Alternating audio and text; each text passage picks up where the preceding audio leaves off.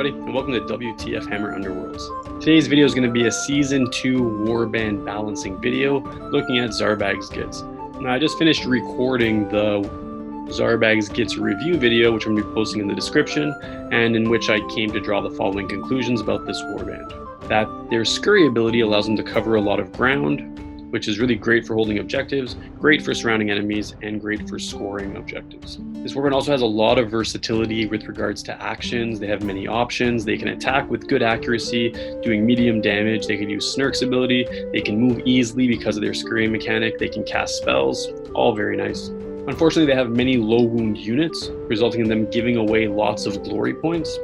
However, they can often score a lot of glory regardless of some of their units being killed. And they do not have exceptional power cards, although their power cards are not awful.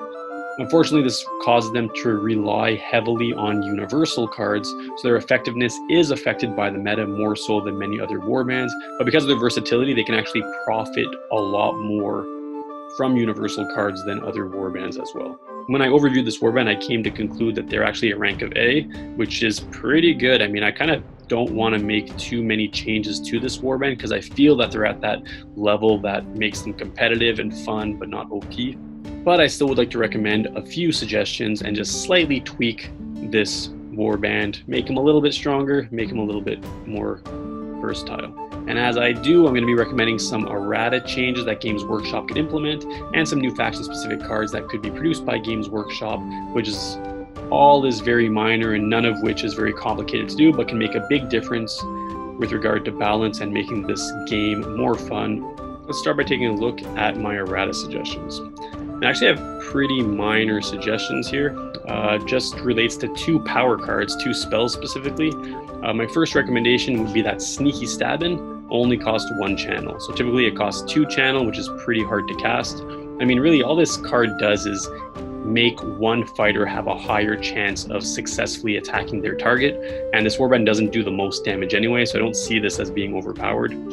So therefore, my justification is that this would be a nice buff. It is a nice buff card, but it's currently really hard to cast. And it still does have a chance of failure, and it wasn't even OP.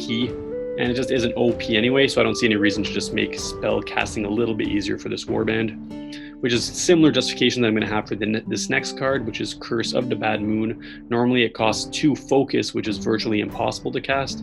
I would just make it cost 2 channel.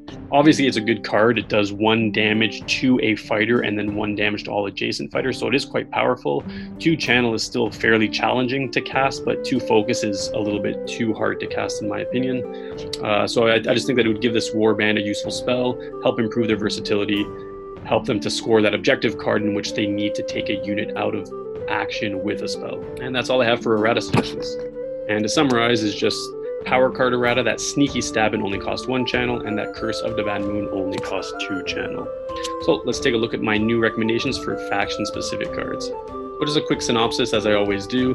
The reason I think that this warband should have new faction-specific cards is for balancing purposes, but also so that they can be played out of the box, which would require them to have 12 objective cards and 20 or more power cards. Right now, this warband has only 10 objective cards, so therefore they should have 2 new objective cards so that they can be a valid deck in their own merit.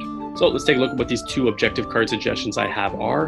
The first idea I have is a card that would take advantage of their varied special actions. This warband has tons of special actions, tons of variety of actions that they can do each round. So I would give this warband a faction-specific Keep Them Guessing, which could be called Fortunately Uncoordinated.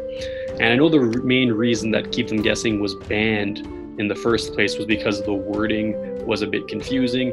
Namely, it applied to reaction actions originally until they errated that, or designer commentaried it, I don't remember what, in order to kind of illustrate that reactions should not apply. So I think they just reprinted this card and said that fighter card reactions do not count. It would clarify it, and then Keep Them Guessing could be functional again, although faction specific for Zarbag's Gitz. Reason I think this card is worthwhile is that it would encourage some varied gameplay, which this warband is very good at. It also synergizes well with this warband while forcing them to make some tough decisions, because sometimes you want to charge twice or attack twice, and Keep Them Guessing would kind of keep you on your toes as well if you were playing this warband. And my second and final suggestion would be a card that can provide some counterintuitive glory, which might seem like a weird idea to base a card around, but The card suggestion I have would be a new card called Shepherd Without Sheep, which can be worth 1 glory point. Phrased as follows: duel. Score this in an end phase if all friendly squigs are out of action and a friendly Drizgit is on the battlefield. Reasons for suggesting this card is that it's fun and it doesn't encourage any obvious strategy, which is common to other warbands, especially in Shadespire. Warbands tend to have cards that kind of work counterintuitively to their strategy, so it gives you a bit of variety option if you want it, but it definitely doesn't synergize and make things OP. And it also would have neutral effectiveness. I think this warband's pretty well balanced, so I don't feel the need to give them another card that will buff them too much, because I do want them to remain in the A tier, because that's the tier that I'm just trying to get all warbands to sort of center around.